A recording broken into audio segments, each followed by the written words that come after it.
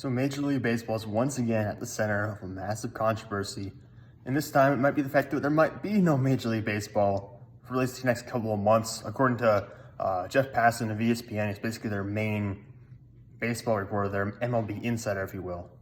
The MLBPA proposed or agreed unanimously not to accept Major League Baseball's final proposal for a new collective bargaining agreement before the deadline today, which is at 5 p.m. Eastern time, which is coming up very soon. And basically it means we're not going to have opening day at the scheduled time. We're not going to have guys reporting to work out. It's not going to happen. Facilities are going to be closed to players. We're going to delay free agency, delay the season. We're going to delay everything again. And it's just, I mean, with baseball at this point, this is why it's so hard to be involved in baseball and be a baseball fan. And why, though I've had runs of being a baseball fan in the past, specifically the Mets of the early 2010s. I was really big into that era of Mets baseball, but it's hard to stay with it because things like this happen all the time, where owners or older managers, and it just shuts down all the fun of the game, man. And the MLBPA, there was a horrific attempt at framing by the Associated Press within the past month or so, not even the past month, the past 2 weeks maybe.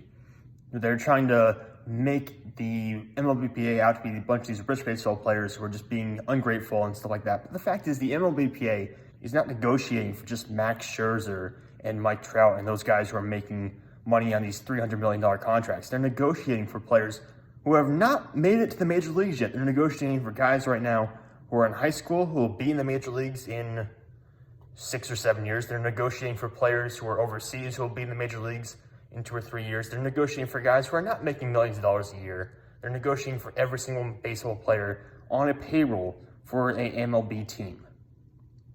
So it's a case, people will frame it as a case of millionaires versus billionaires, and to some extent that is correct. There are some millionaires who are famous baseball players on these long-term extensions, these massive contracts on the MLBPA. But it's not everyone on that side of the argument is a millionaire. And not every one of them is currently in Major League Baseball. You know, there are guys down the line who are going to benefit or not benefit from whatever gets ironed out here in the new collective bargaining agreement. So we kind of take that into perspective here. It's not necessarily just millionaires versus billionaires. The millionaire side has some variance on it. The billionaire side, on the other hand, has almost no variance on it. There are some guys who are just rich out the wazoo with money on the owner side of things and just not negotiating in good faith in a sense. I mean, the way they've delayed negotiations as long as they did to get to this point where now we're going to have to push back opening day. We're going to have to push back all this stuff, the workouts and everything, push it all back. And then they're going to complain about revenue again. Then they're going to shortchange guys in free agency again because they're going to say, oh, we don't have enough revenue because they postpone them basically the entire start of the season. And it's going to be a repeat of sort of like what happened with COVID when it's going to be a shortened season. They're going to complain about revenue. They're going to say they have to cut guys back or they have to offer lesser contracts and kind of trim costs around the entire organization to save money. And the reality is they're billionaires.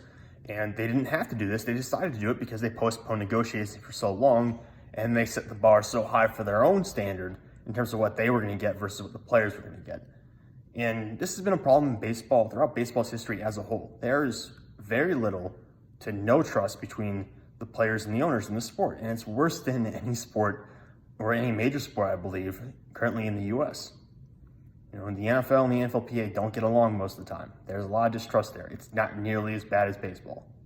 You know, it's the NBA, PA, and NBA work actually fairly soundly together compared to the other player associations and the leagues, but the MLBPA and the MLB don't get along. And the players do not trust the owners whatsoever. And I can't blame them because they do stuff like this all the time. So, yeah, I mean, Jeff Passan might have actually said this. I'm paraphrasing because I heard it from someone else. But apparently he said, you can go out and find the next 1,200 baseball players to replace the current players in the MLB, and the product will absolutely stink. You can come out and find the next however many owners, 30 owners to replace the current owners, and it will probably get better. You know, it's just a situation like